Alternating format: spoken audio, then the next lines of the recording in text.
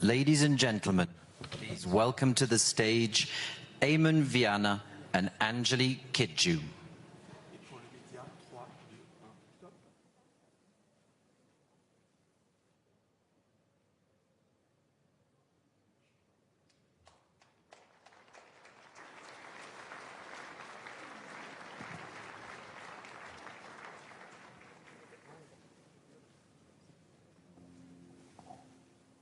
Don't ever let them hurt you in any way.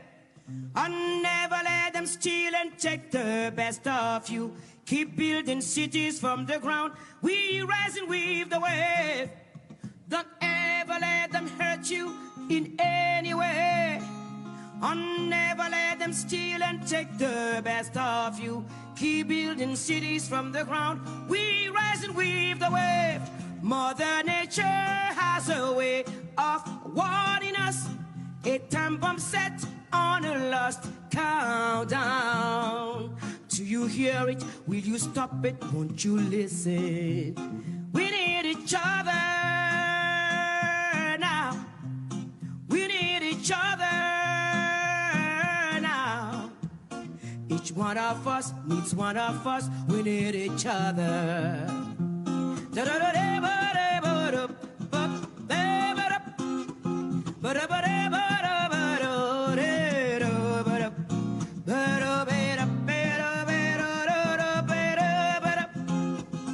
Don't ever let them hurt you in any way. Oh, never let them steal and take the best of you. Keep building cities from the ground. We rising with the wave. Mother Nature has a way of warning us. A time bomb set on a lost countdown. Will you find it? Will you stop it? Won't you listen?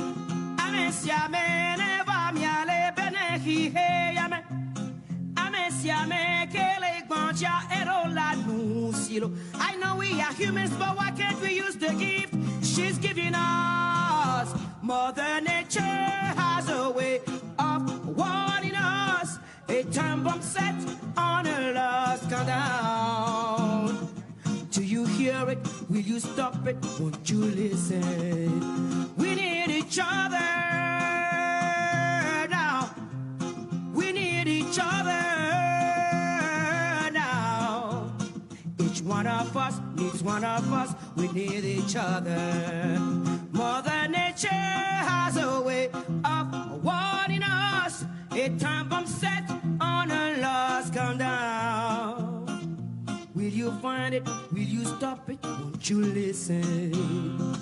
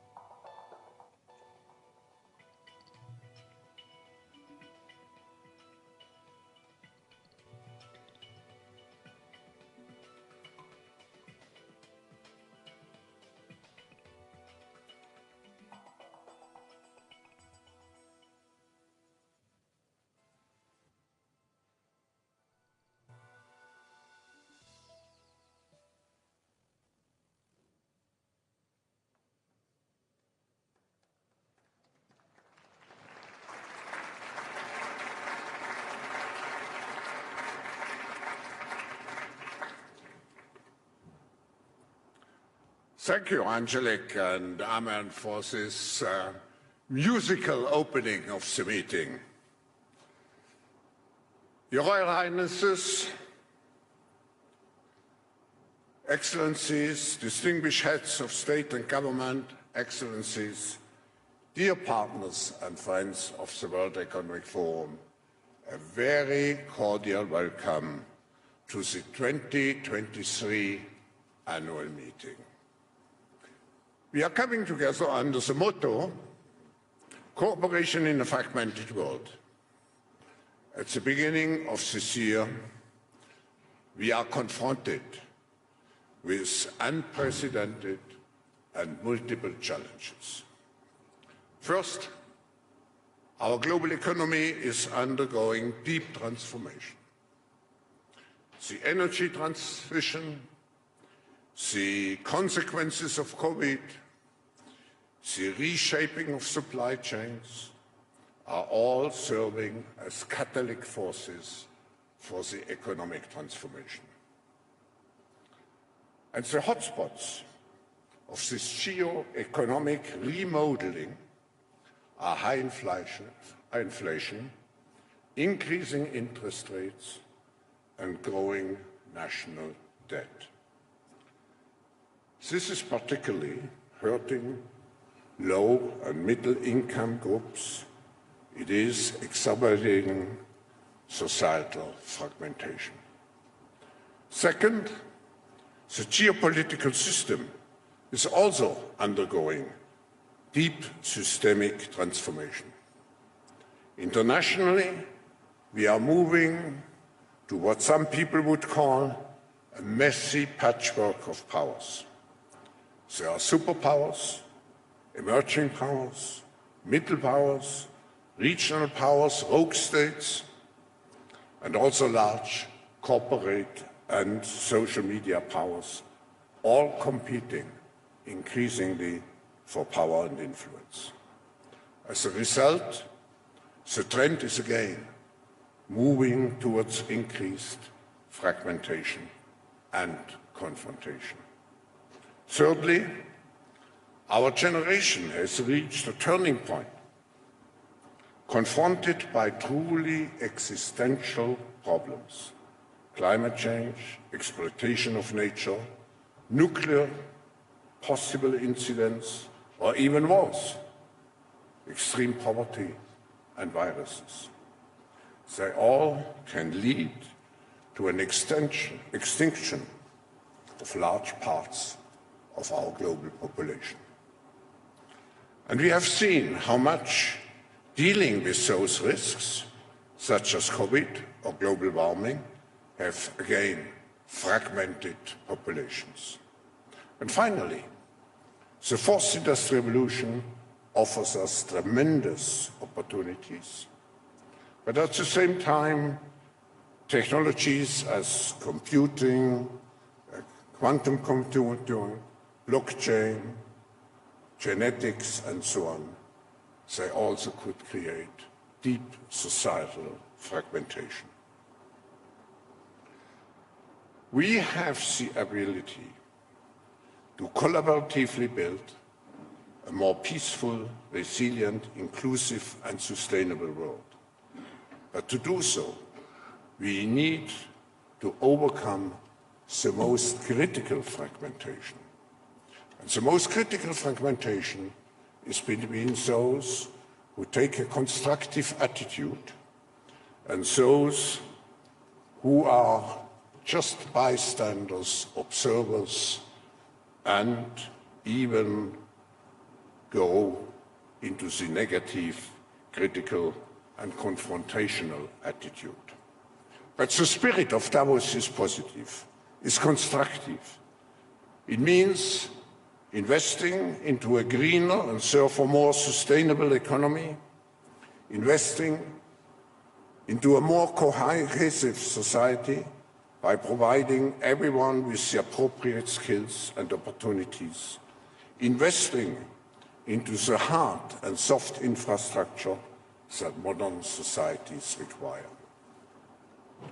And here in Davos, it means, despite all those challenges, it means particularly investing in the spirit and the practice of solving problems through mutual respect and cooperation. We believe that we can do it, that through collective responsibility, innovation, human goodwill, and ingenuity, we have the capacity to turn the challenges into opportunities. Ladies and gentlemen, I have now the great pleasure and honor to introduce Alain Berset, President of the Swiss Confederation and Federal Counselor for the Federal Department of Internal Affairs. The World Economic Forum has been based in Switzerland for 53 years, and it is over this period the cooperation between the Swiss federal government, the canton of Graubünden, and the municipality of Davos the partnership has been truly exceptional. I would like to express, Mr. President, and all our Swiss hosts, our sincere gratitude for their hospitality and support all over those years. Ladies and gentlemen, please give a warm welcome to the Confederation, to the President of the Swiss Confederation, Alain Berset.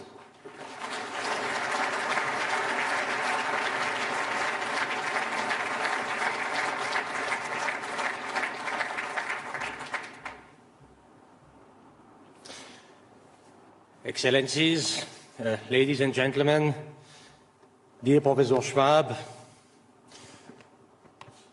the post-war order is currently experiencing its greatest crisis. Russia's war of aggression on Ukraine constitutes a brutal attack on a peaceful country.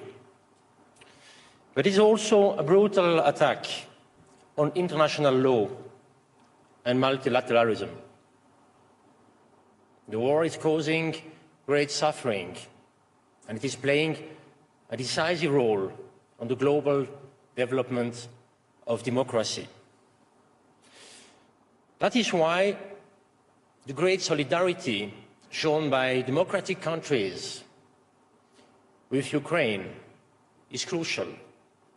Solidarity with the people in the country, but also with those who have fled. And this aggression has come of all countries, from a member of the UN Security Council, which, and I quote from the UN Charter, bears primary responsibility for the maintenance of international peace and security.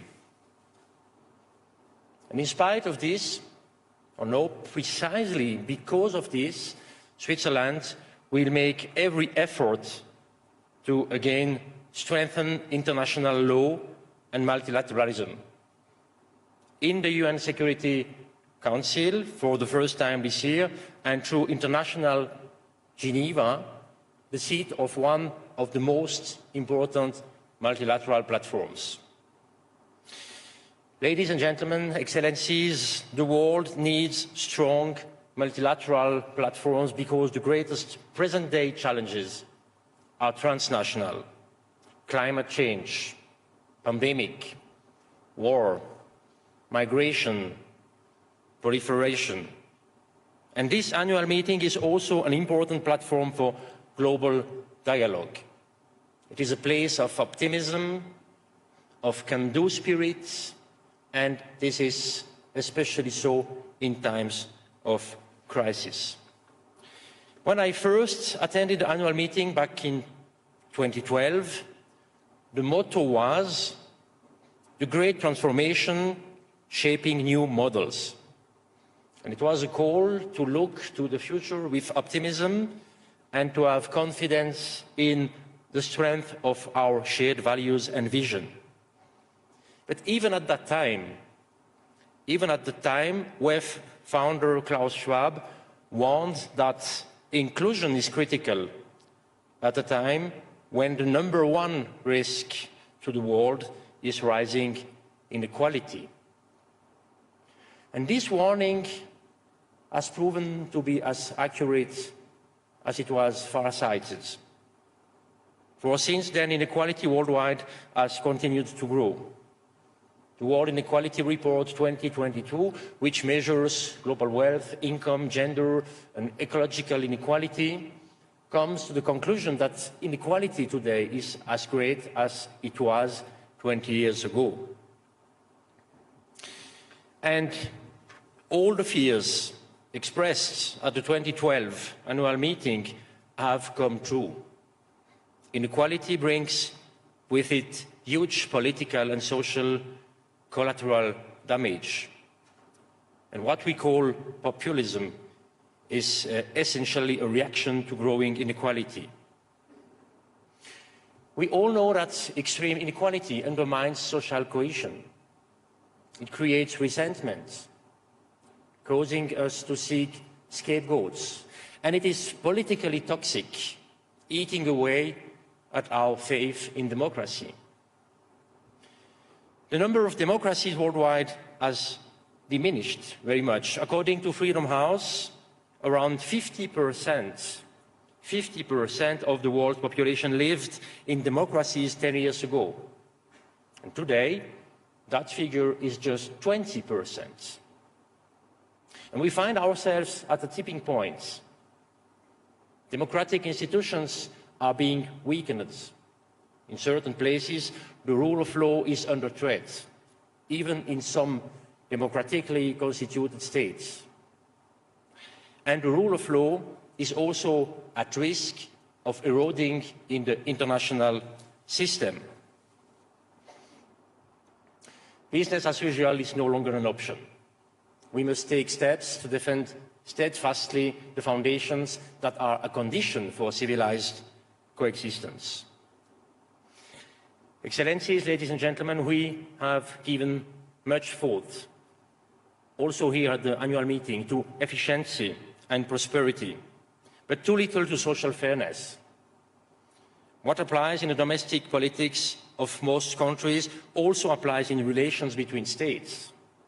Here too, inequality is growing at an alarming rate, and already fragile states are further weakened, first by climate change and the pandemic, and then by the war in Ukraine. Around 350 million people in 82 countries are currently at acute risk of hunger, according to the UN World Food Programme.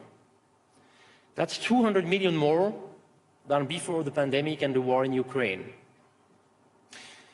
In large parts of Africa, the consequences are dramatic. Before the war, 90% of grain supplied to Eritrea and Somalia came from Russia and Ukraine. And the sharp rises in the price of fertilizer and oil have a huge impact on the continent's poorest countries, weakening them further still. The COVID pandemic also hit already fragile states hardest. Inequality increased significantly, and what is particularly difficult to accept is that prior to 2020, African countries were among the fastest growing in the world. Yes, Excellencies, ladies and gentlemen, many countries in Africa, just as many parts of the world, have been weakened by this terrible war and seen their ambition reduced. But that does not diminish the importance of these countries. It does, however, require a rethink. It needs an active global partnership, a partnership that recognizes the enormous potential of countries in Africa and strengthens human rights and democracy, a partnership that addresses humanitarian needs as well as supports economic opportunities and innovation. Inequalities are not eliminated by charity. Take the example of COVID-19 vaccines. Promises were made to help fragile countries. Switzerland, too, lent its financial and political support to the COVAX initiative of the World Health Organization, which wanted to achieve equitable access to vaccines worldwide. But when it came to distributing vaccines, there was little evidence of that kind of partnership.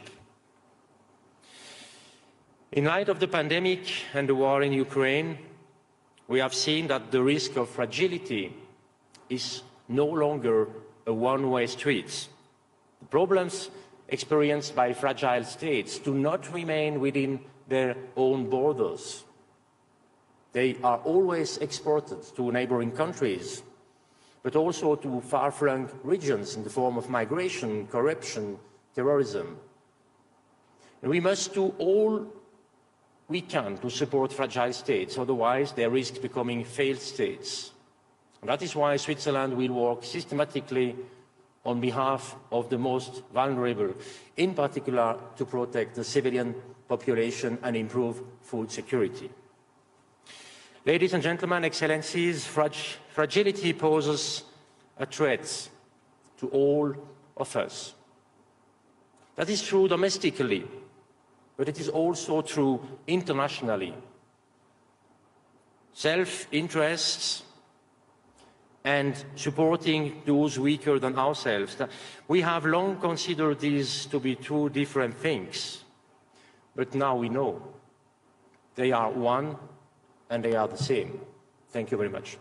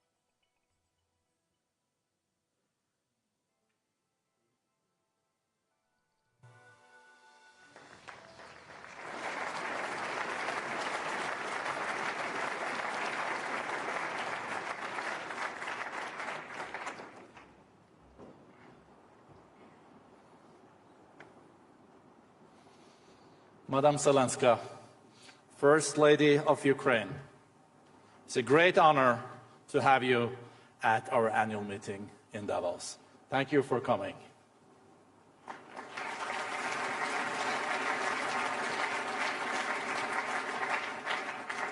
We know it has been a difficult journey.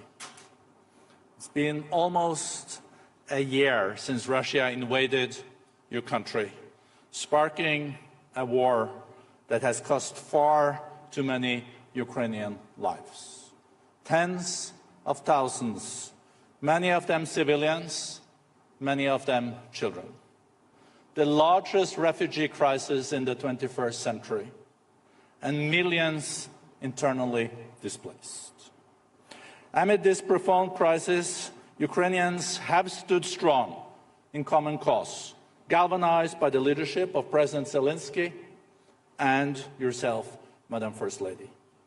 It has inspired many around the world and in this room. Madam Zelenska, since the beginning of the war, you have been an ambassador and advocate for your country and its people. You have been a powerful voice in global capitals and have worked tirelessly to address the human impact of the war, helping people access healthcare, mental care, education, and other resources they need during this difficult time. Your leadership is ensuring Ukraine and Ukrainians are stronger today and are on a path for even a stronger tomorrow. We are very eager to hear from you on what lies ahead. Madam Zelenska, the floor is yours.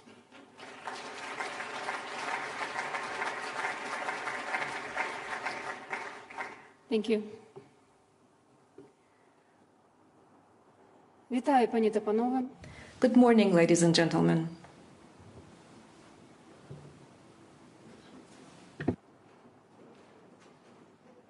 Put on your phones.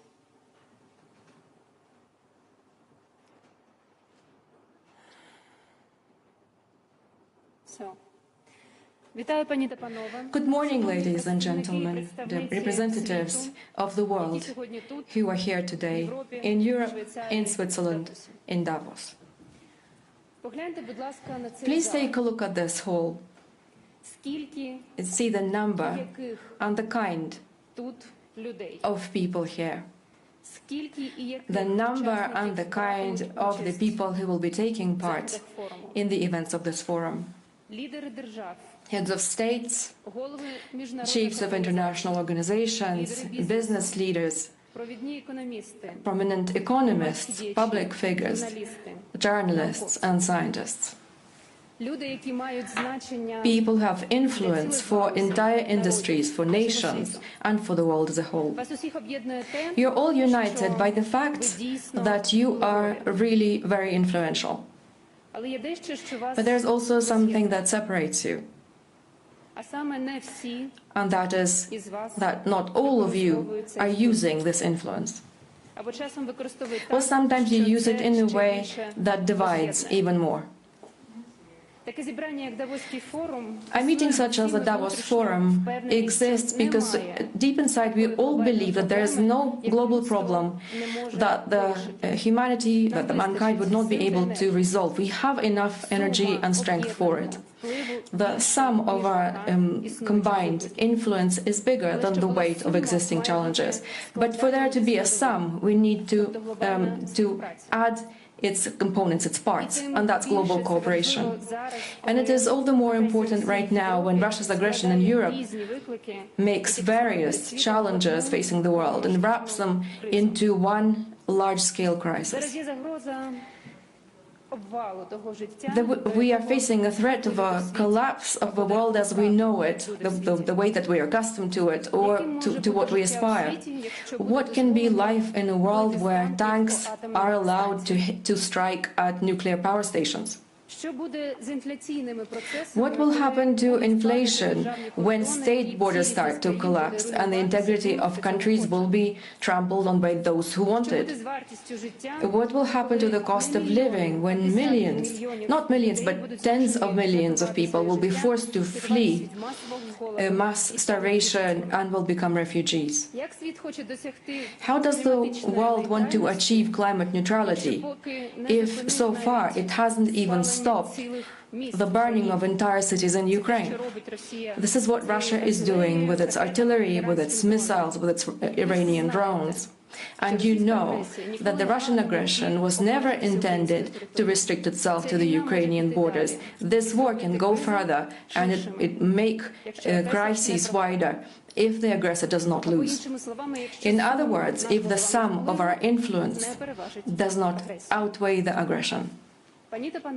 Ladies and gentlemen, my husband, the president of Ukraine, when he addressed the leaders of 19 states who are economically the most powerful, offered them and to the whole world a formula about how we can become the most powerful in peacekeeping. It's a 10-point plan. It's 10 points about how we outweigh the Russian aggression and how we prevent existing regional and global crises from converging into one full-scale, full-on global crisis. I want to emphasize that these points are not purely political. Each one of them has a tangible human dimension. This is the dimension of parents who are crying in an ICU where doctors are trying to fight for the life of their wounded child. Or a boy whose family was shot by the occupiers as they were trying to evacuate. This is the dimension of farmers who are afraid to go back to their fields because the mines have been scattered all over these fields by the occupiers. This is the dimension of people who have lost their homes and are forced to seek shelter wherever they can be accepted. I ask you to look at the need to stop this aggression exactly like this, with the eyes of the people whose lives have been brought into chaos by the aggressor country. When we talk about the peace formula, when we talk about radiation and nuclear safety, what we mean is that we cannot allow a new Chernobyl to happen. We do not want children somewhere in the world to be forced to learn how to protect themselves from radiation disease. When in the peace formula we talk about food security, what we mean is that there's a right to food that every human being has, and it's an insult for mankind and for human nature itself that in the 21st century it is possible for us to have mass starvation simply because there's a targeted aggression of some country. When we talk about energy security, we mean that no child in the world should have to do their homework by candlelight, like children in Ukraine are doing, that no doctor would have to perform surgeries in the light of flashlights, as recently in Kyiv and Lviv. For me, the most painful point of the formula is the release of all the prisoners and deportees. These thousands upon thousands of Ukrainians who have been deported to Russia and who are being lied to that no one is going to help them. They're not the only ones being tortured. Their families are also tortured by uncertainty. These are also thousands of children that we must protect from the dissolution of their bond with their motherland, which is exactly what Russia is doing when it puts up thousands of Ukrainian children for adoption by Russian families. And this is not just an attempt by Russia to wipe the memory of these children about who they are. It's a crime against the very sense of parenthood, against that primeval bond between a mother and a child, and father and a child. Everyone has a right to life. So a separate point of the peace formula is the withdrawal of Russian troops from the entire sovereign territory of Ukraine, and thus guaranteed cessation of hostilities and terror by the occupiers against Ukrainians. This will restore the force of international law and the UN Charter. Purely from the human point of view, in these occupied territories, these are our people in these territories who have been torn apart from their families, and they're waiting for liberation. And while they're waiting, millions of people are experiencing the fear and the Russian repression. Another point of the formula is justice. This is what the dignity of each person that died under the rubble of his or her own home demands of us. It's what children and adults who've lost their limbs because of Russian strikes demand of us. Everyone who was trying to survive in the basement of Mariupol while Russian shells and bombs were evaporating their city. Everyone who was yearning for salvation in Bucha, hiding from Russian executioners. Justice is needed so that no one in the world would ever think that war crimes and genocidal policies can go unpunished. It's not what the living and the dead Ukrainians need. It's needed by the world, because no one should think that this violence can be repeated again. The peace formula returns security not only to people. If you've seen the scorched earth from the Russian strikes, the burned forests, the closed-off areas because of the thousands of mines, we can see what kind of a traumatized environment we can leave to the next generations. And I constantly try to convey that in Ukraine there is no place which is completely safe, and unfortunately also you can't take a day off from war. Everyone who is now in Ukraine has to risk his or her life every day. There is nothing off limits for Russia. As we speak, In our city of Dnipro, people are still working and sorting through the debris of a residential area of a house that was destroyed by an anti-ship missile. This missile was built to destroy aircraft carriers and was used against civilian infrastructures. This morning we heard about 43 casualties. Since we started this forum, it grew to 43 casualties. These were people, ordinary people, at home on a Saturday, and that's enough reason for Russia to kill. And that's why the 9th point of our formula is about guaranteed non-escalation. And of course, at some point we have to pronounce an end to this war, not only so we have a date, so that we can reset the time and start counting peacetime, because peace does not equal a truce. It's so that our people can return home who are scattered around the world right now, so that our fathers, our mothers, sons and daughters can return from the front line, for families to reunite, the families that were torn apart by the war. Ladies and gentlemen, unity is what brings peace back. And today I would like to hand over to my colleagues, my counterparts of the forum, letters from the President of Ukraine, to Mr. Alain Berset, the President of the Swiss Confederation, to Mrs. Ursula von der Leyen, the President of the European Commission, and also a letter addressed to Mr. Xi Jinping, the head of the People's Republic of China. I hand it over to Mr. Liu He, the Vice Premier of the State Council of China. There's an old saying, if people come together, they can move even Mount Taishan. And we believe that the world will unite for peace. Ukraine has already received answers, some positive answers from many of heads of states about their readiness to work together on the peace formula. This year may not become the year of the polycrisis that we hear about, if it becomes a year of the Ukrainian peace formula, which will come true. Thank you. Glory to Ukraine.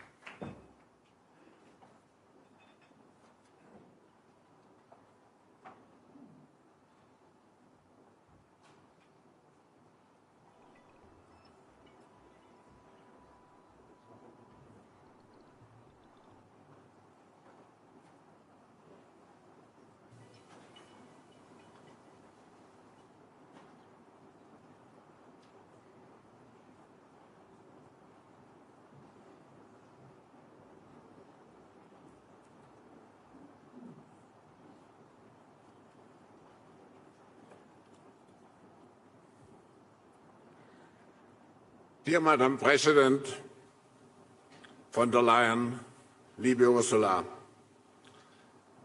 at a time in history, as we have seen also in the speech of the First Lady, at a time in history during which unprecedented, unimaginable challenges demand exceptional leaders, it is a deep honor to have you with us to present your vision for the future of Europe and Europe's role in the world. I'm convinced that your commitment and your visionary leadership to a stronger and closer union, particularly during those times where Europe is really tested, have been so essential, your leadership, and will continue to be so. Madam President, we are excited to have us with you today. The stage is yours.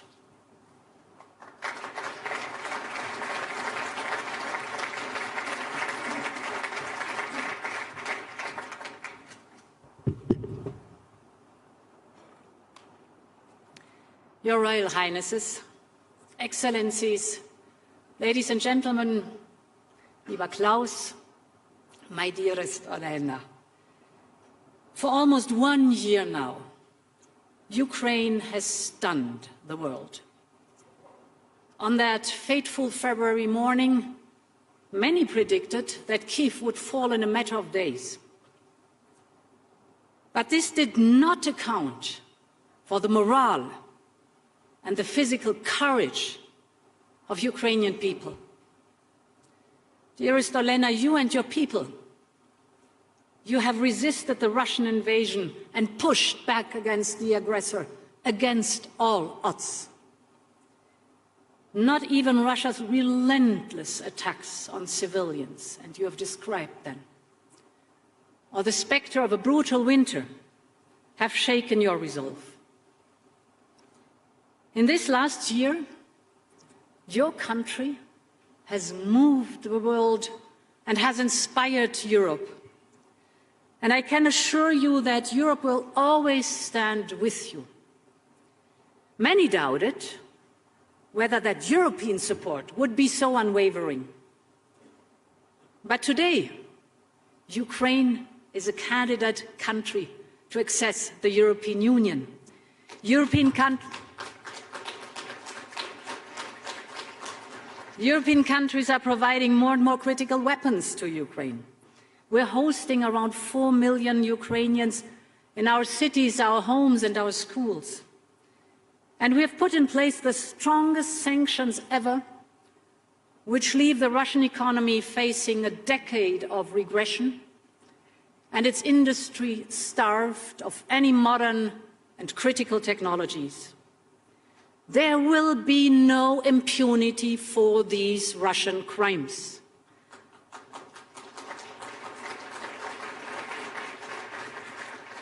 And, my friends, there will be no let-up in our steadfast support to Ukraine, from helping to restore power, heating and water, to preparing for the long-term effort of reconstruction.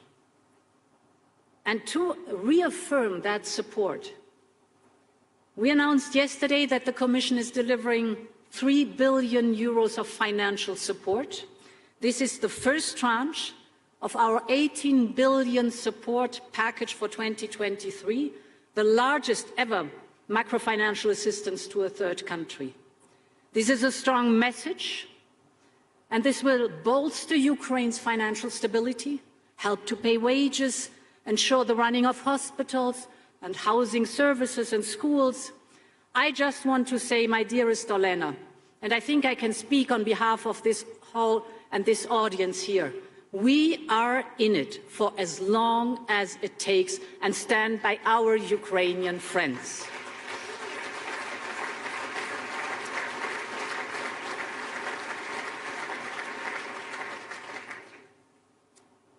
And Europe's reaction to the war is the latest example in how our union has pulled together when it matters the most. Take energy. A year ago, Europe had a massive dependency on Russian fossil fuels built over decades. This made us vulnerable to supply squeezes, price hikes, and of course vulnerable to Putin's market manipulation. In less than a year, Europe has overcome this dangerous dependency. We have replaced 80% of Russian pipeline gas. In parallel, we have filled our storages. Of course, we have reduced our demand by more than 20% in the period from August to November.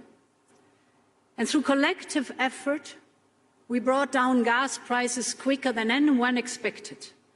From its peak in August, this was 350 euros per megawatt hour. It is now European natural gas prices dropped by 80% by this month. That is below the levels of before the Ukraine war. Europe has once again shown the power of its collective will. Nevertheless, we should be under no illusion how difficult these periods, first of pandemic and then followed by a war, are for our families and for our businesses. And we will have to show the same resolve as we face up to a collision of crises. Dear Klaus, as your global risk report sets it out, we see rising inflation, making the cost of living and the cost of doing business more expensive. We see energy being used as a weapon. We see threats of trade wars and the return of confrontational geopolitics. In addition, climate change already comes with a huge cost. And we have no time to lose in the transition to a clean economy. And that's what I want to speak about. The net zero transformation is already causing huge industrial, economic, and geopolitical shifts, by far the quickest and the most pronounced in our lifetime. It is changing the nature of work. It is reshaping the nature of our industry. But we are on the brink of something far greater. Just think, in less than 3 decades, we want to reach net zero. In less than 3 decades, we have to reach net zero. But the road to net zero means developing and using a whole range of new clean technologies across our economy, in transport, in buildings, in manufacturing, in energy. The next decades will see the greatest industrial transformation of our times, maybe of any times. And those who develop and manufacture the technology that will be the foundation of tomorrow's economy will have the greatest competitive edge. So the scale of the opportunity is clear for all to see. The International Energy Agency estimates that the market for mass-manufactured clean energy tech will be worth around $650 billion a year by 2030, more than triple today's levels. To get ahead of the competition, we need to keep investing in strengthening our industrial base and making Europe more investment and innovation friendly. And that is what investors are looking closely at in the different markets for clean tech. Here in Europe, we moved first with the European Green Deal to set the path to climate neutrality by 2050. We have cast our net zero target into law to provide the predictability and the transparency business needs. We followed up with our investment firepower of Next Generation EU, that is our 800 billion investment plan, the Just Transition Fund and other instruments across the economy. This is unprecedented investment in clean technology across all sectors of the green transition. Clean tech is now the fastest growing investment sector in Europe, doubling its value between 2020 and 2021 alone. And the good news for the planet is that other major economies are also now stepping up. Japan's green transformation plan aims to help raise up to 20 trillion yen, around 140 billion euros, through green transition bonds. India has put forward the production-linked incentive scheme to enhance their competitiveness in sectors like solar photovoltaics and batteries. The United Kingdom, Canada, and many others have also put forward their investment plans in clean tech. And of course, we have seen the Inflation Reduction Act in the United States, the $369 billion clean tech investment plan.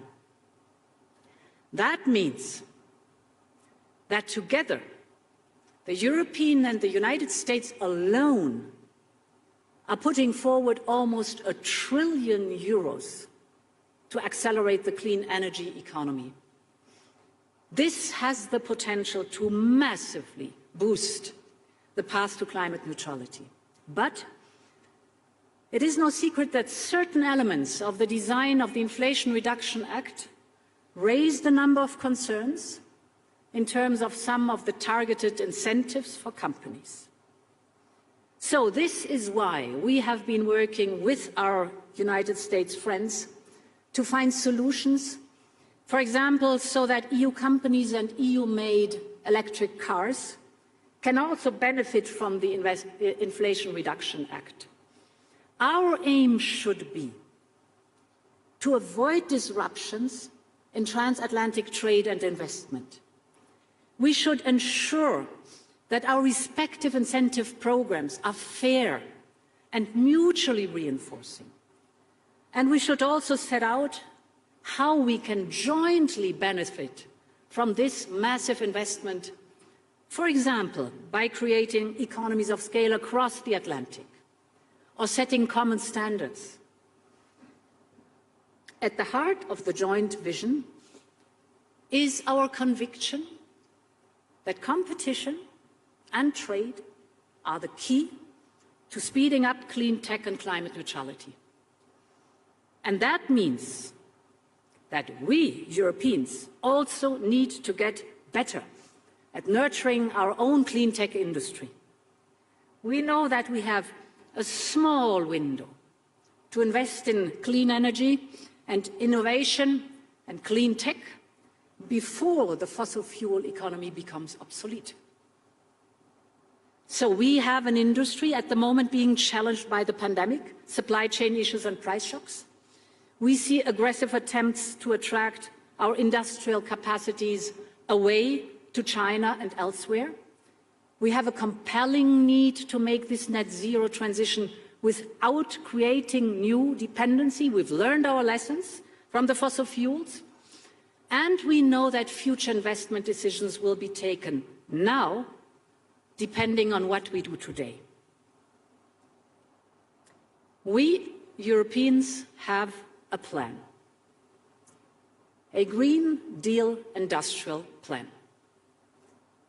Our plan to make Europe the home of clean tech and industrial innovation on the road to net zero. Our Green Deal industrial plan will be covering 4 different pillars: the regulatory environment, financing, skills, and trade. The first pillar is about speed and access. We need to create a regulatory environment that allows us to scale up fast and to create conducive conditions for sectors crucial to reach the net zero goal that we've set ourselves. This includes, for example, wind, heat pumps, solar, clean hydrogen, storage and other topics, for which demand is boosted by our Next Generation EU and Repower EU investments. To help make this happen, we will put forward a new Net Zero Industry Act. This will follow the same model as our CHIPS Act. The new Net Zero Industry Act will identify clear goals for European clean tech by 2030. The aim will be to focus investment on strategic projects along the entire supply chain. We will especially look at how to simplify and fast-track the permitting process for clean tech production sites. In parallel to this Net Zero Industry Act, we will reflect on how to make important projects of common European interest, the famous IPCEIs, faster to process, easier to fund, simpler to access for small and medium enterprises and for all our member states. The Net Zero Industry Act will go hand in hand with the critical Raw Materials Act. For rare earth, which are vital for manufacturing key technologies like wind power generation, hydrogen storage, you name it. Europe is today 98% dependent on one country, China. Or take lithium, with just 3 countries accounting for more than 90% of the lithium production, the entire supply chain has become incredibly tight. This has pushed up prices and is threatening our competitiveness, so we need to improve the refining, processing and recycling of raw materials here in Europe. And in parallel, we will work with our trade partners to cooperate on sourcing, production and processing to overcome the existing monopoly. To do this, we can build a critical raw materials club, working with like-minded partners from the United States to Ukraine to collectively strengthen supply chains and to diversify away from single monopoly. This is Pillar 1, speed and access through the Net Zero Industry Act. The second pillar of the Green Deal Industrial Plan will boost investment and financing of clean tech production. To keep European industry attractive, there is a need to be competitive with offers and incentives that are currently available outside the European Union. This is why we will propose to temporarily adapt our state aid rules to speed up and simplify them. Easier calculations, simpler procedures, accelerated approvals. For example, simple tax break models. And with targeted aid for production facilities and strategic clean tech value chains to counter relocation risks from foreign subsidies. But we also know that state aid will only be a limited solution which only a few member states can use. Now, to avoid fragmenting of the single market and to support the clean tech transition across the whole Union, we must also step up EU funding. For the medium term, we will prepare a European Sovereignty Fund as part of the midterm review of our budget this year. This will provide a structural solution to boost the resources available for upstream research, innovation and strategic industrial projects. But as this will take time, we will look at a bridging solution where it is most needed to provide fast and targeted support. And to support this, we are currently working hard on a needs assessment. So the second pillar is funding and state aid. The third pillar of the Green Deal Industrial Plan will be developing the needed skills to make this transition happen. The best technology is only as good as the skilled workers who can install and operate it. And with a huge growth in new technologies, we will need a huge growth in skills and skilled workers in this sector. This will cut across all we do, whether it is regulation or finance, and will be the priority of our European Year of Skills. The fourth pillar will be to facilitate open and fair trade to the benefit of all. For clean tech to deliver net zero globally, there will be a need for strong and resilient supply chains. Our economies will rely ever more on international trade as the transition speeds up to open more markets and to access the input needed for the industry.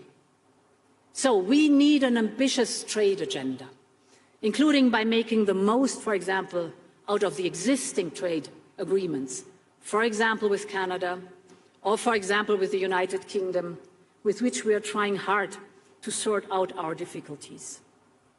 We're working on concluding agreements with Mexico, Chile, New Zealand and Australia, and to make progress with India and Indonesia. And we need to restart a conversation regarding the Mercosur agreement. Because international trade is key to helping our industry cut costs, create jobs, and develop new products. But by the same token, where trade is not fair, we must respond more robustly. China has made boosting clean tech innovation and manufacturing a key priority of its 5-year plan. That's good. It dominates global production in sectors like electric vehicles and solar panels, which are essential for the transition. But competition on net zero must be based on a level playing field. China has been openly encouraging energy-intensive companies in Europe and elsewhere to relocate all or part of their production. They do so with the promise of cheap energy, low labor costs, and a more lenient regulatory environment. At the same time, China heavily subsidizes its industry and restricts access to its market for European Union companies. We still need to work and trade with China, especially when it comes to this transition. So we need to refocus our approach on de-risking rather than decoupling. This means using all our tools to deal with unfair practices, including the new foreign subsidies regulation. And we will not hesitate to open investigations if we consider that our procurement or other markets are being distorted by such subsidies. We want to cooperate, we want to work together. Climate change needs a global approach, but it has to be a fair approach and a level playing field. Ladies and gentlemen, the story of the clean tech economy is still being written. And over the years I've been coming to Davos, I've heard many times that we are on the cusp of a period of creative destruction that the economist Joseph Schumpeter spoke of. His idea that innovation and new tech replaces the old, leaving the old industry and jobs behind. In many ways, this dynamic applies to the clean tech revolution of today and tomorrow. But I believe if Europe gets it right, the story of clean tech economy can be one of creativity. With the right focus on skills and people, with the right environment to make the most out of our world-leading innovation capacity. Europe already has everything it takes: talent, researchers, industrial capacity, investment. And Europe has a plan for the future. And this is why I believe the story of the clean tech economy will be written in Europe. Thank you very much.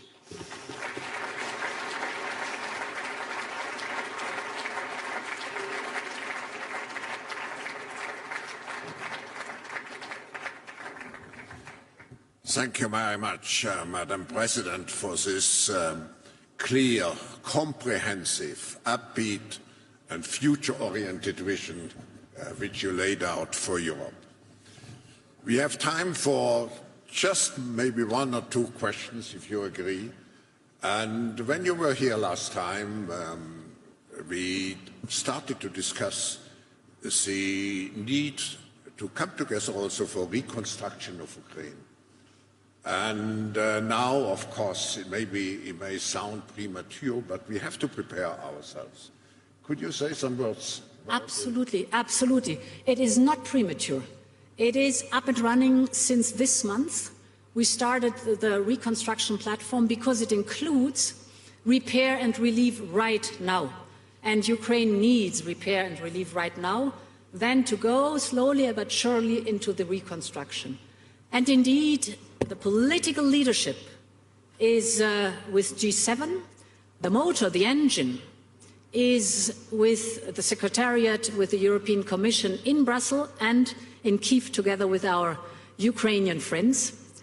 And it is of utmost importance that on one hand, globally we raise the necessary investment for reconstruction, but that on the other hand, at the same time, we do the necessary reforms to move forward. Ukraine wants to become a member of the European Union, and it is a perfect opportunity to take investment and reform to pave this way for Ukraine towards the European Union. And my call on you is, we need every helping hand on board. Ukraine deserves to have as much support as possible. And what we need is not only investment with the public sector, but the private investment and your knowledge. You know so much in your respective fields. So we need your knowledge. We need every hand on board to really move forward with repair, relief at the very beginning, but also reconstruction. The people of Ukraine really deserve it.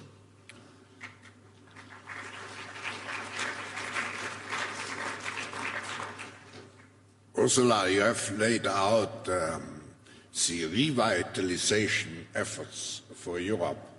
I would like to come back with maybe the last question to the role Europe is playing globally and in terms of, the geopolitical leadership, security and values. You have touched upon some of those points. But I know in addition to all your different initiatives, there is the Global Gateway initiative. I think since it concerns many of the partners of Europe, maybe you would like to say something about it. Global Gateway is our 300 billion investment plan for infrastructure abroad for the next 5 years. There's a huge need for investment in infrastructure, and we want to be the offer as a partner where there is the investment in the infrastructure coupled with the added value that stays locally, transparency, and reliability and predictability. And I give you some examples what the Global Gateway investment is in, for example. I've spoken about the enormous dependency of the European Union of Russian fossil fuels before Russia unleashed the war against Ukraine. The European Union was the biggest client for pipeline gas worldwide, and Russia was the biggest supplier worldwide. And this huge demand of the European Union is now completely shifted away from Russia. We have completely decoupled and diversified away. But this demand, of course, is looking for new, trusted, long-term suppliers. And we have to be very careful that we do not create a lock-in effect in fossil fuels, but that we use this opportunity to leapfrog forward into clean energy. And here comes the opportunity of Global Gateway. Our friends, for example, on the African continent, have resources for renewable energy in abundance. What is missing is the infrastructure. And therefore, there we have a common interest that Global Gateway is investing in infrastructure for green hydrogen, for example, solar panel, wind, but also other possibilities, so that this infrastructure is being built up with a common interest on both sides, that we want the added value fairly placed and predictable. Another example is the topic of vaccines. We learned our lesson in the pandemic that it is not sustainable if vaccines have to be donated. The African continent, our African friends, want the technology, rightly so. And therefore the mRNA technology has been brought 2 different countries. There, with private partners, Global Gateway is building up, together with our African friends, manufacturing capacities for vaccines in order to give the opportunity and have the next time that we have the need for vaccines, the technology on the African continent, vaccines manufactured in Africa for Africa, and all the possibilities that are in this new revolutionary mRNA technology. 2 very recent examples that show what Global Gateway is all about. Madam President, in the beginning, I just said we want to have here at this meeting a let's do it attitude, and we have the capabilities. I think your speech this morning provided the best example of the let's do forward-looking attitude, and we have to be also clear that we have to do the necessary investments. I just want to highlight one point, the necessary investments into the skills which we need in the future. So we wish you all a very good, how should I say, progress in all those visionary initiatives. And thank you again for joining us this morning. Thank you. Thank you.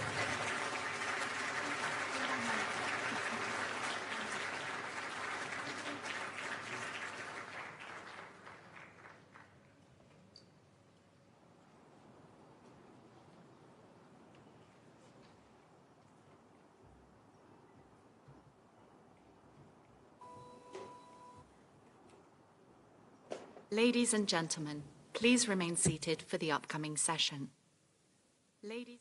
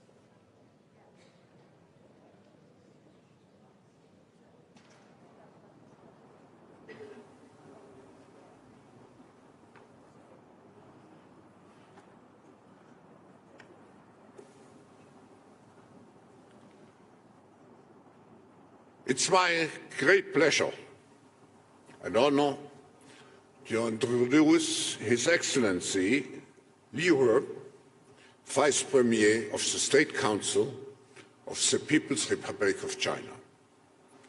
In the past 3 years, the world has been undergoing tremendous changes with many challenges: the pandemic, the war in Europe, the slowing economy, the energy crisis, food crisis, supply chain instability, climate change, and I could go on. The world is becoming even more fragmented, and we must seek cooperation in this fragmented world. Since China started its opening up and reform process over 40 years ago, the country has made great contributions to the development of the global economy. Yet, the world is in transformation, and we are all focused to rethink our development models. The global community, Your Excellency, is eager to understand the next chapter of China's development strategy, both domestically and globally, particularly after the Communist Party's 20th Congress. And we would like to know the opportunities in China and how we can work together with China to tackle the collective challenges that the world is facing. Cooperation instead of fragmentation. As Director of the Office of the Central Commission for Finance and Economy, Director of the Financial Stability and Development Committee of the State Council, Head of the leading group for National Science and Technology System Reform and Innovation Systems Development, Vice Premier Liu has played a key role and key roles in China's economy, financial and technology sector, as well as China's international cooperation for over 30 years now. He is a recognized leader and a well-known person internationally. Today, we all need to work together to make progress in this fragmented world. We firmly believe that China will play and can play an important role, so we are all keen to hear your perspectives. Mr. Vice Premier, of China, how much will China assume a responsive and responsible role to avoid further fragmentation in the world? Please welcome Vice Premier Liu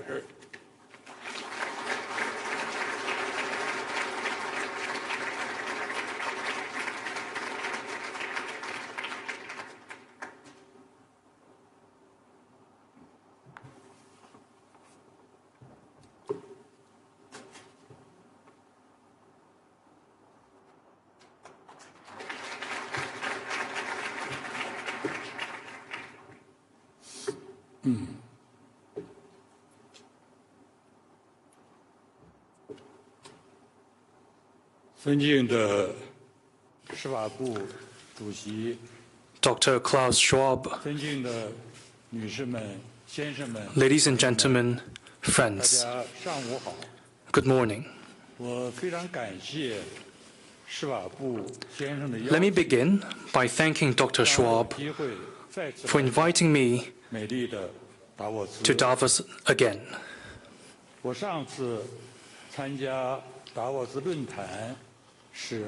The last time I came here was 2018. Over the past 5 years, we have experienced all kinds of unexpected events and witnessed profound changes in the world's political and economic landscape.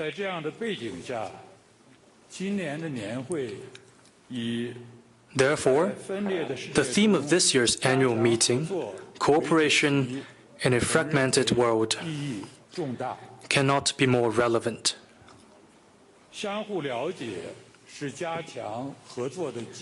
Mutual understanding is an important prerequisite for cooperation. We've been conducting online communications recently, but we realized that no matter how technologically advanced it is, is no substitute for in-person meetings. I had quite a number of very warm meetings with some old friends these 2 days. At this face-to-face event, I hope I can help you understand the Chinese economy better. In 2022, China completed its major political agenda. We held the 20th National Congress of the Communist Party of China and elected the new central leadership with President Xi Jinping at its core. We drew up an ambitious blueprint for advancing Chinese modernization in the coming 5 years and beyond. Last month, we held the annual Central Economic Work Conference to make plans for this year in line with the development of the 20th CPC National Congress. Last year, China's growth was 3%, and we managed to keep jobs and prices stable. Urban surveyed unemployment rate was 5.6%, CPI was 2%, and the current account surplus was slightly above 2% of GDP.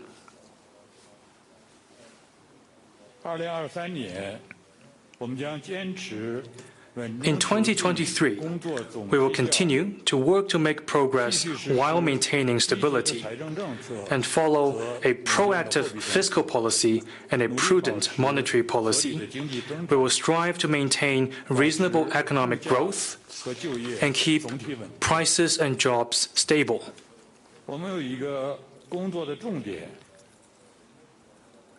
Our focus will be placed on expanding domestic demand,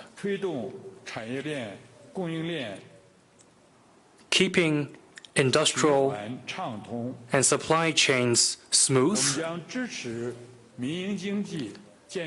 supporting the healthy development of private sector, deepening state-owned enterprises reform, attracting foreign investment, and preventing and diffusing economic and financial risks.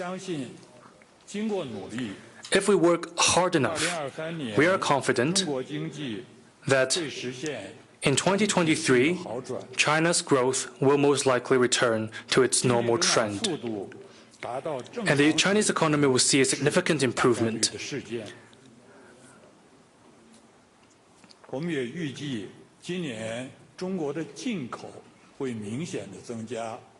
A noticeable increase of import, more investment by companies, and residential consumption returning back to normal can be expected.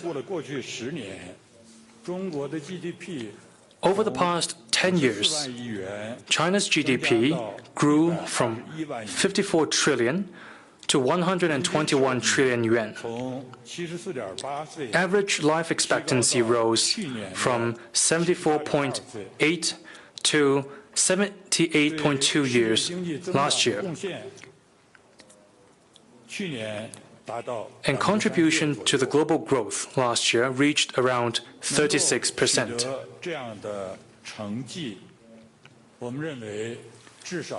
There are at least 5 things that we always bear in mind in making such achievements.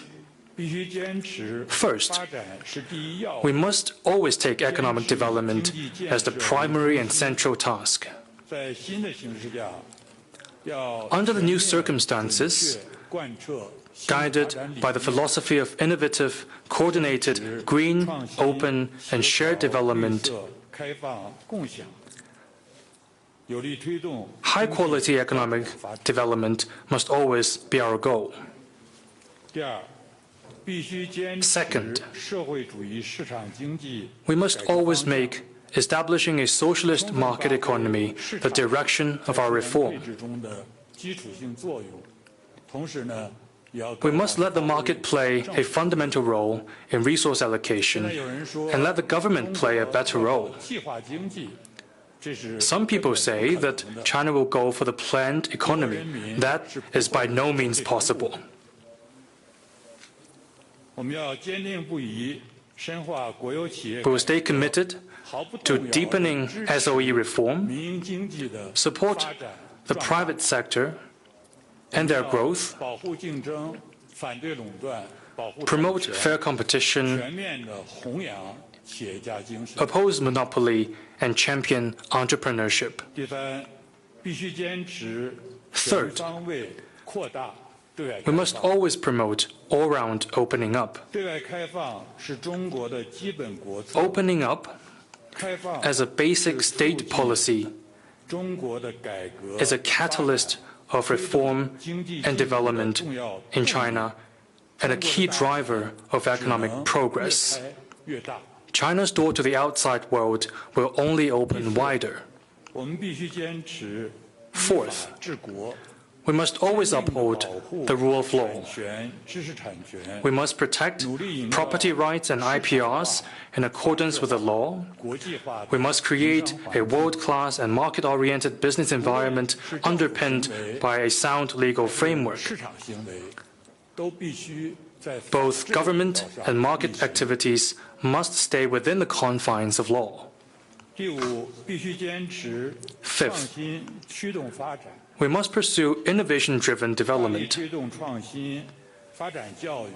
We should promote innovation in education, grow human capital, foster a sound interaction of finance, technology, and industry, and work to boost productivity.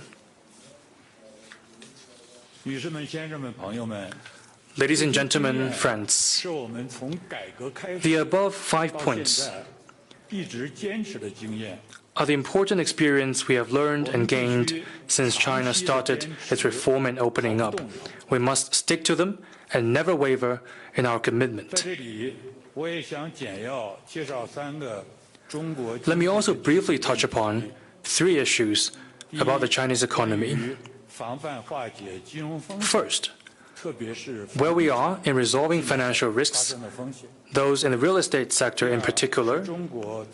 Second, our thinking on the dual circulation. Third, the rationale behind China's goal of common prosperity.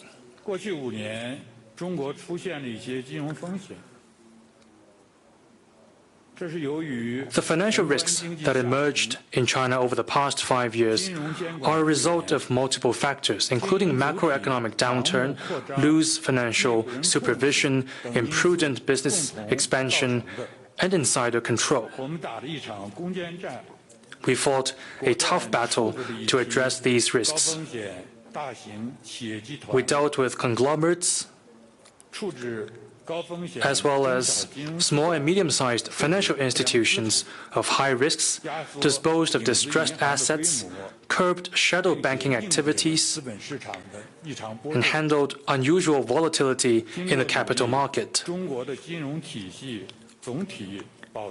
Thanks to these efforts, we have managed to maintain overall financial stability and prevented systemic risks. We are drafting the financial stability law right now, which is expected to provide legal safeguards for diffusing risks and maintaining financial stability as we go forward. The real estate sector is still a pillar for China's economy. But there have been changes since 2021.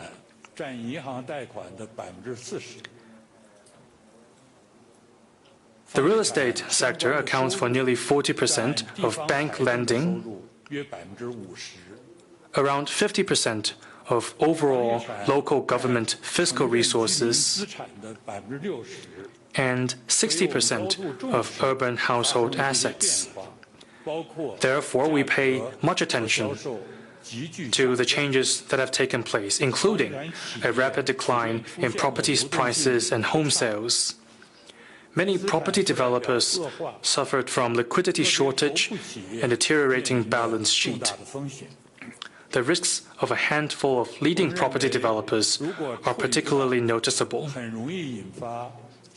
If not handled properly, risks in the housing sector are likely to trigger systemic risks.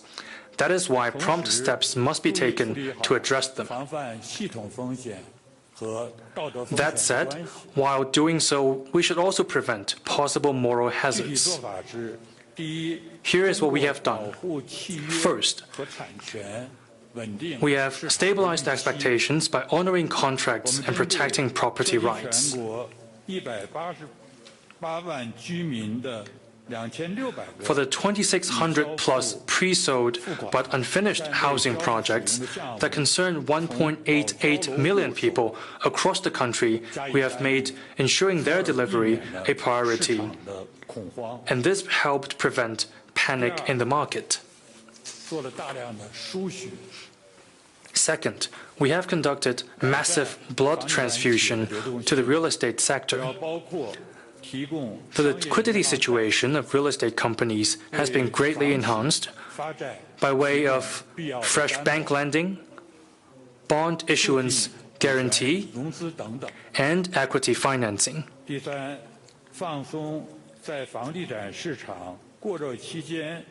Third, we have relaxed restrictions that were once introduced to addressing the overheating in the property market, to effectively expand demand and enable property developers to generate revenue.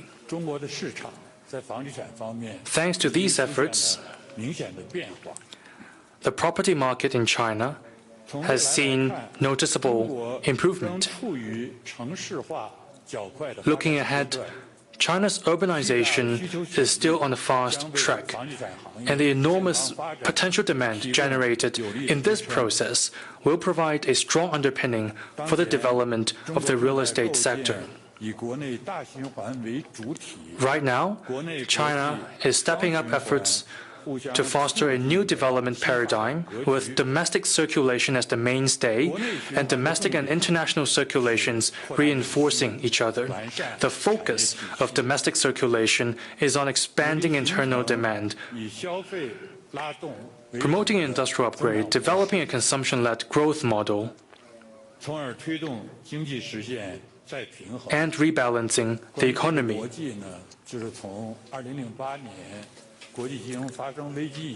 This is a logic reflecting international consensus since the financial crisis in 2008. China needs to rebalance, so does the United States. The world economy needs a rebalancing. However, for domestic circulation to function well, it must rely on international division of labor and cooperation, as well as more foreign trade and investment. Therefore, the new development paradigm of dual circulation is to be pursued in open economy. China's national reality dictates that opening up to the world is a must, not an expediency. We must open up wider and make it work better. We oppose unilateralism and protectionism and look forward to strengthening comprehensive international cooperation with all countries for world economic stability and development and the promotion of economic re-globalization. Now that China has completed the mission of building a moderately prosperous society in all respects, we have come up with a new social development goal of achieving common prosperity. A historic mission that will help us ensure lasting stability. It is a long-term task that requires an incremental and gradual approach. It is not something to be achieved overnight. Common prosperity, as we see it, is aimed at preventing polarization. It can only be attained through common development and the hard work of every Chinese. common prosperity is by no means a synonym of egalitarianism or welfarism. As China grows, all Chinese people will be better off. But that doesn't mean their incomes and level of prosperity have to be the same. That is to say, there will be equal opportunities, but no guarantee of equal outcomes.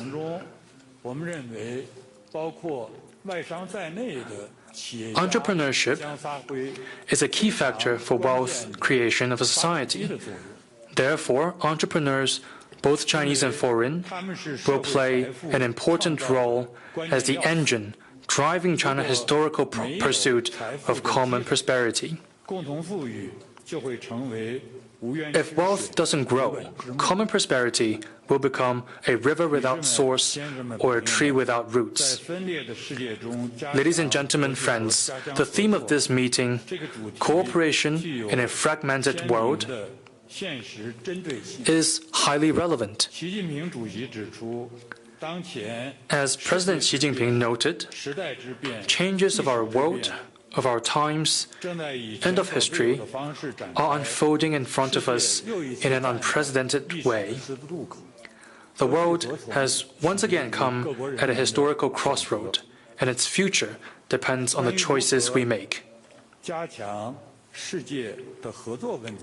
As for how to advance international cooperation, I'd like to share with you the following 3 observations.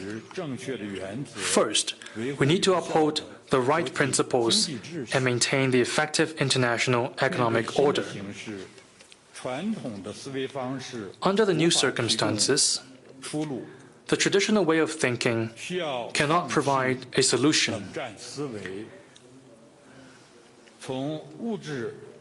Hence, we have to abandon the Cold War mentality, try to understand the essence of things from the perspective of material duality, endeavor to build a community with a shared future for mankind, and join hands to respond to global challenges.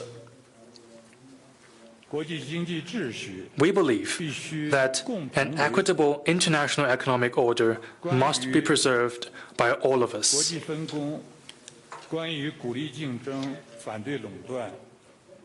International division of labor, encouragement of competition, anti-monopoly, protection of property rights and IPRs, promoting entrepreneurship and free flow of production factors, fair distribution, ensuring macroeconomic stability and a strong social safety net are still economic principles that are relevant today. The government has a key role to play on major issues. Despite temporary resistance and some setbacks, we must have the courage to uphold truth and law of economics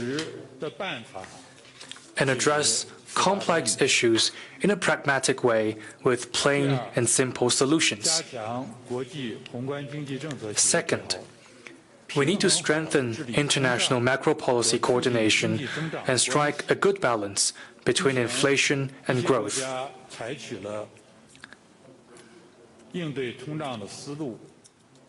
To tame inflation, some countries have chosen the policy that will likely result in the hike recession recovery loop. But it is important to note that inflation this time around is driven by multiple factors, which is why it is complicated. Apart from the demand side, supply-side measures are also needed to repair the supply chains and preserve energy and food security.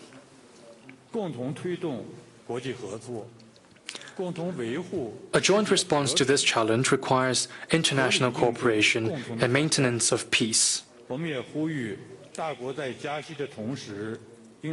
We call for more attention to the negative spillover effect of major countries' rate hikes on the emerging markets and developing countries, so as not to add to more debt or financial risks.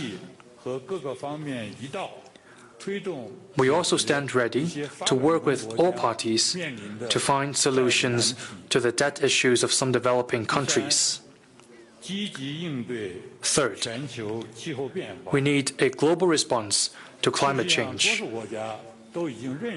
Most countries in the world are keenly aware of the urgency of climate governance and the need for common actions. The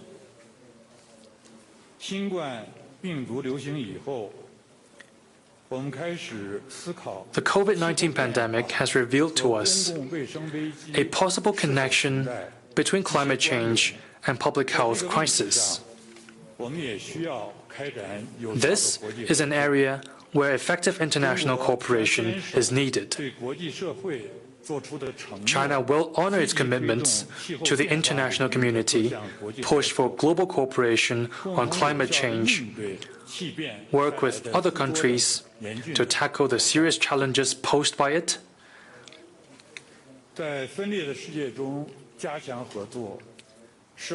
how to strengthen cooperation in a fragmented world is a real problem we all face. We must face it squarely, dig deep into the causes of fragmentation, promote positive-sum games, identify the possible converging areas of cooperation, and explore the mechanisms for doing so. We must also work together to firmly safeguard world peace. We should be grateful that this year's Davos Forum presents us with an opportunity to do just that. I wish the forum a full success and hopefully help us strengthen cooperation and preserve peace in a fragmented world. Thank you for your attention. Thank you.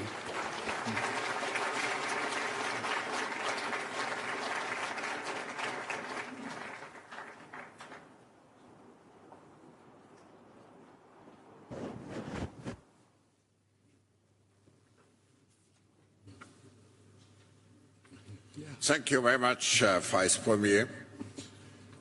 We have time also for 2 questions.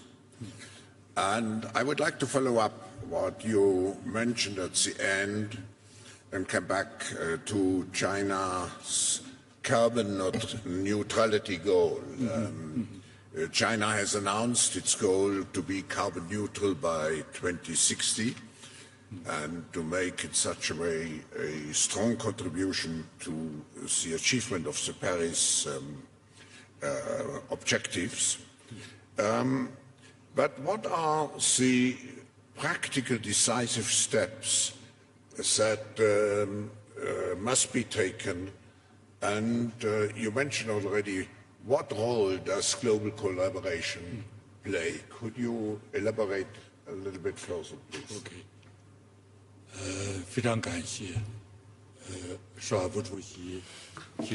Thank you, Dr. Schwab, for your question.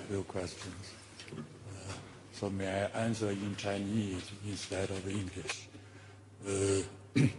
关于3060这个目标，是中国政府 Carbon peak before 2030 and carbon neutrality before 2060 are solemn commitments the Chinese government made to the world, and we will strive to achieve them.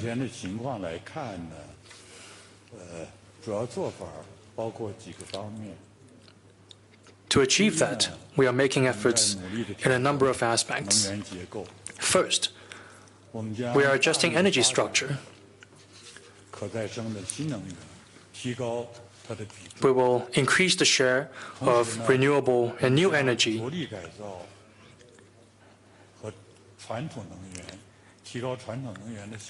and enhance the efficiency of traditional energy, including carbon capture, storage. These are important. In the meantime,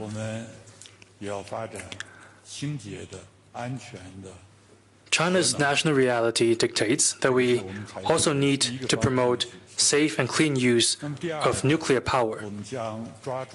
Second, we will focus on key areas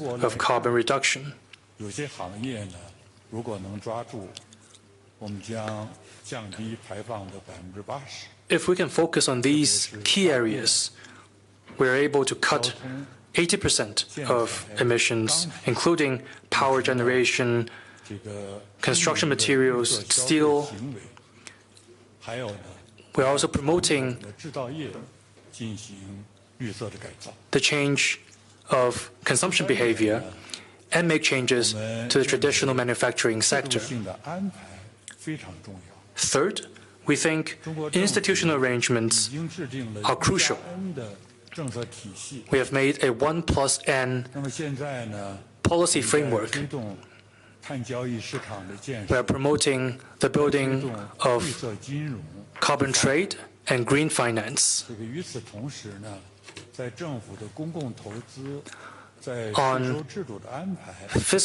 On public investment, taxation, we will also make efforts in these aspects. Fourth, we must strengthen international cooperation. We are working with the United States, including under the United Nations, APEC, and G20 frameworks. We have established a series of mechanisms. We have already been working with the European Union in areas such as cities and industrial parks. We are working with the European Union on technology, and we are collaborating with emerging markets and developing countries. For instance, in Belt and Road Cooperation, we have announced the end of building new coal-fired plants in international cooperation, and we will also provide financing to countries in need.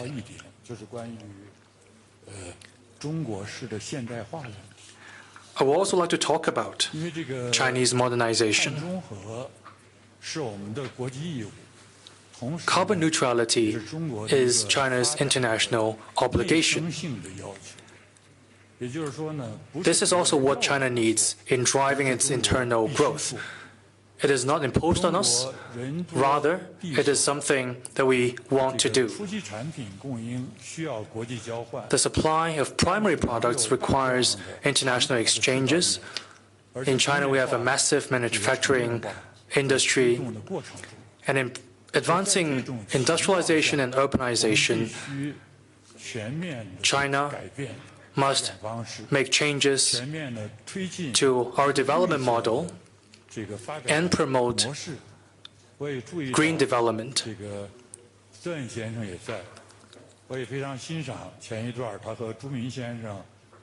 I've noticed that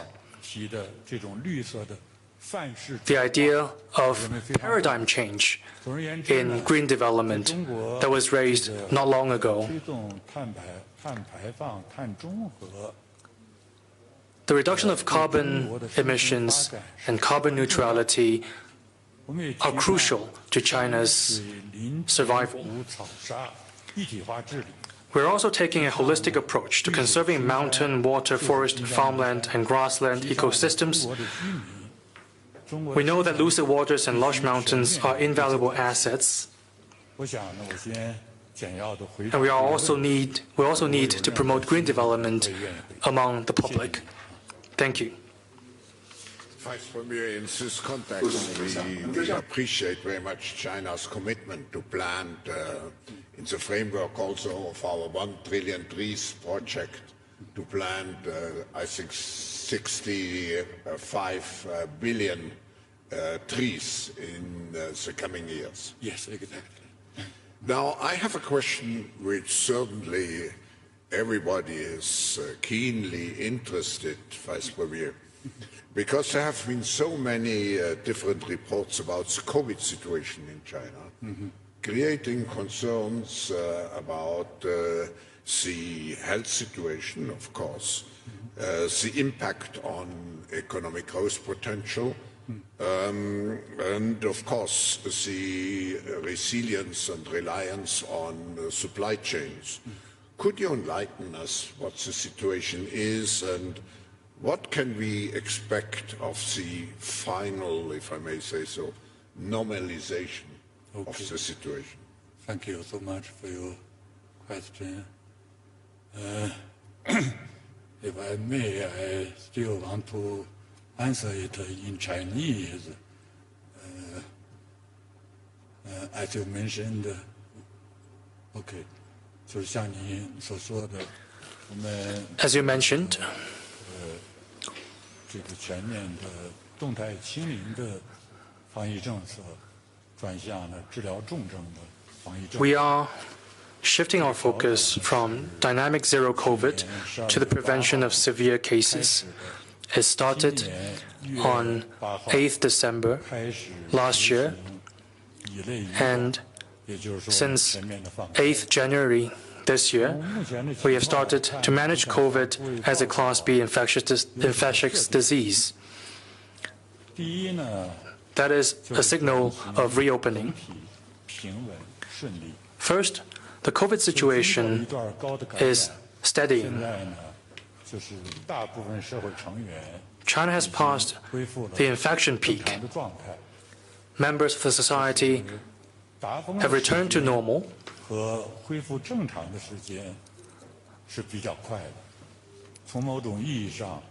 There's a short span of time between infection peak and the returning to normal, which somehow is beyond our expectations. Second, living and production have been fully restored. Catering, tourism, and other consumption have been restored to normal. I have received quite a surprising number from the Transportation Department. This year's Chinese Spring Festival will see some 5 billion trips made, which is an enormous scale. That is why I said just now that life has been restored to normal in China.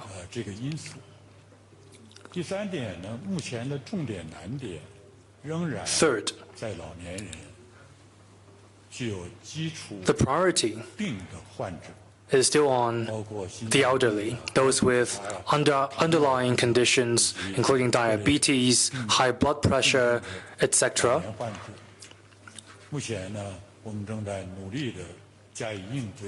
Now we are working to address these priorities.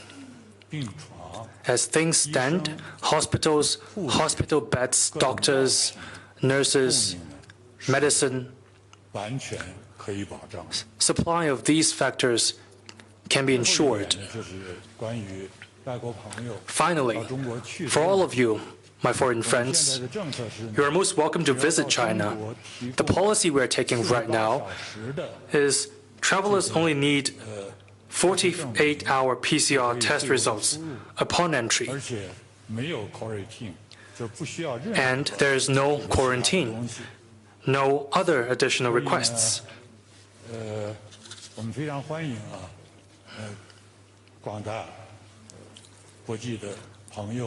All of you, friends from the international community, are most welcome to visit China. We will provide you with the best services. On certain issues, we need some time for transition, but overall, there is no problem.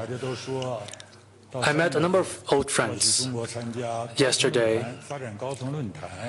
They told me that they want to visit China for the Boao Forum for Asia, for the high-level forum for development. That is also proof that things have been normalized. Thank you for your question, and thank you for your attention. Thank you. Thank you, Vice Premier. We highly appreciate that you came here to Davos actually just before the Spring Festival starts. Yes, exactly. You came here with important delegation. Thank you for sharing with us the latest policies of the Chinese government of China. And I think on behalf of all of us, I want to wish you a good year of the rabbit. Thank you very much. Thank you.